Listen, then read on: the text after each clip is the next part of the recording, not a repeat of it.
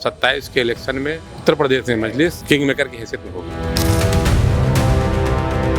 आप देख रहे हैं उत्तर प्रदेश में मस्जिदें गिराई जा रही हैं, दरगाहें उखाड़ी जा रही हैं, कब्रिस्तान खोदे जा रहे हैं, मदरसे गिराए जा रहे हैं और मुसलमानों की वोटों की खैरात से पलने वाली सियासी जमातें वो मुसलमानों के मुद्दे पर नहीं बोल रही।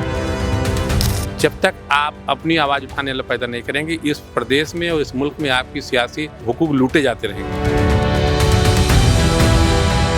एमआईएम पार्टी के वरिष्ठ नेता मेरे साथ इस समय मौजूद हैं इसरार अहमद साहब। अमरोहा में मुरादाबाद में इस समय हम मौजूद हैं। उलमाओं की बैठक और सदुद्दीन ओवैसी की जनसभा और इन तमाम चीज़ों को लेकर तैयारियों जो चल रही हैं उसको लेकर बातचीत करेंगे।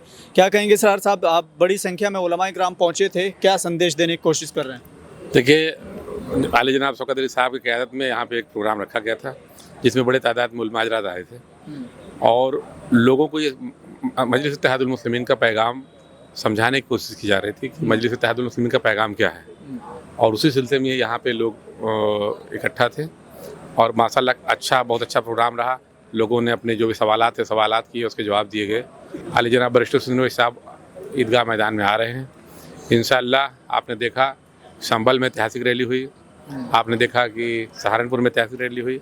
अल्लाह चाहेगा तो उन सबसे ज़्यादा भीड़ कल जो है यहाँ पे ईदगाह मैदान में होने जा रही है। और अब उत्तर प्रदेश का मुसलमान पूरी तरह जाग गया है और उसने मजलिस को अपनी पार्टी मान लिया, बैरिस्टर सुन्नी साहब को अपना नेता मान लिया। इस इलेक्शन में 27 के इलेक्शन में इंशाअल्लाह आपको उत्तर प्रदेश में मजलिस इत्तेहादुल मुस्लिमीन एक मजबूत ताकत की हैसियत से निकल कर सामने आ रही है। वो आपको हालात दिखाई पड़ रहे हैं। अल्लाह चाहेगा तो 27 के इलेक्शन में उत्तर प्रदेश में मजलिस किंग मेकर की हैसियत में होगी। कैसे किंग मेकर की भूमिका में रहेगी? क्या इसी तरह से जैसे बिहार में हुई, वहाँ भी बहुत चर्चाएं हुई कि किंग मेकर बनने वाली है, लेकिन वहाँ किंग मेकर तो नहीं बनी, लेकिन वहाँ किंग किसको बना दिया ये आरोप आप पर लग रहा है कि बीजेपी को वहाँ से आपने कामयाब करा दिया। तो क्या उत्तर प्रदेश भी उसी तर्ज पर होगा? देखिए, जो सियासी जमातें हैं जिनको मुसलमान अपनी पार्टी तक समझता रहा, वो लगातार मुसलमानों को वोट लेती रही, लेकिन किसी भी मुसलमानों के मामले पर बोलने के लिए तैयार नहीं। आप देख रहे हैं उत्तर प्रदेश में मस्जिदें गिराई जा रही हैं, दरगाहें उखाड़ी जा रही हैं, कब्रिस्तान खोदे जा रहे हैं, मदरसे गिराए जा रहे हैं, लेकिन वो सियासी जमातें जो मुसलमानों के वोट पर पलती बढ़ती हैं, उन सियासी जमातों के नेताओं के मुंह से कभी एक आवाज़ नहीं निकली, किसी ने एक ट्वीट तक नहीं किया। ये जुल्म क्यों है? ये जुल्म इसलिए है कि हम सियासी रूप से मुत्तहिद नहीं हैं। जब तक हम सियासी रूप से मुत्तहिद नहीं होंगे, तब तक हमारे सियासी हुकूक का डाका इसी तरह पड़ता रहेगा।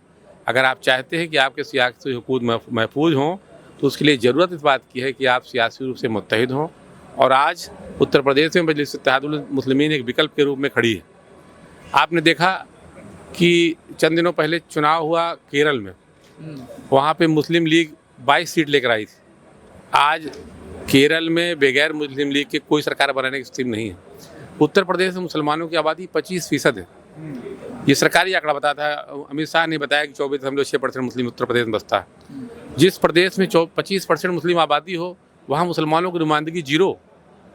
आप देखिए कि अभी आपके बगल जिला रामपुर है, रामपुर में एक यूनिवर्सिटी हिंदुस्तान के मशहूर फ्रीडम फाइटर मौलाना जौहर अली साहब के नाम से बनाई गई, उस पर बुलडोजर लगाने की तैयारी हो रही है। आखिर क्यों?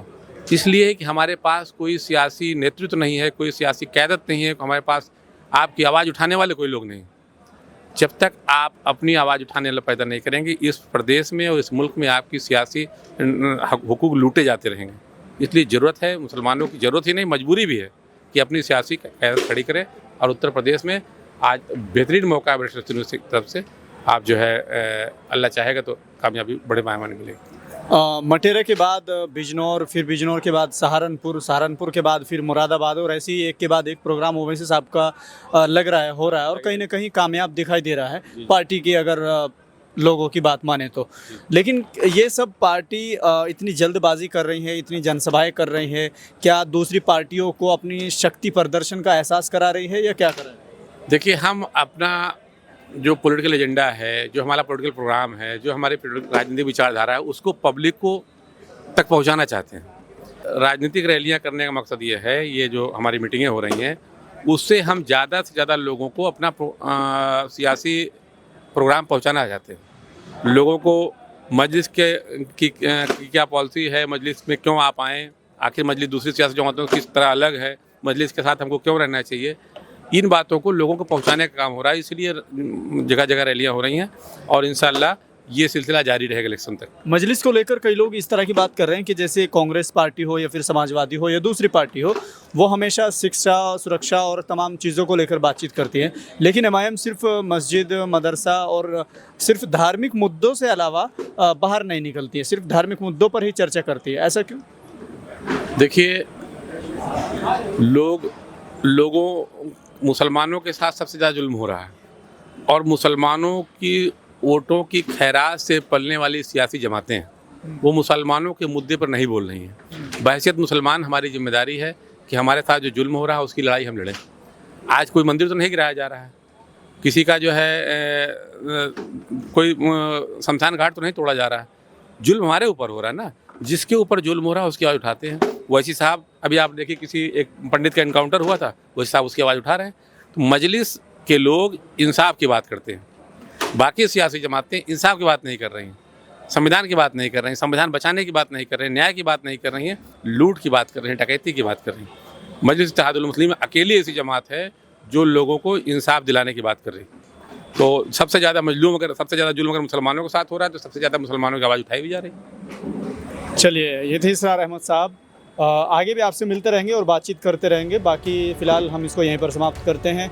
मिलते हैं फिर से एक और नए वीडियो के साथ। देखते रहिए मुस्लिम सियासत।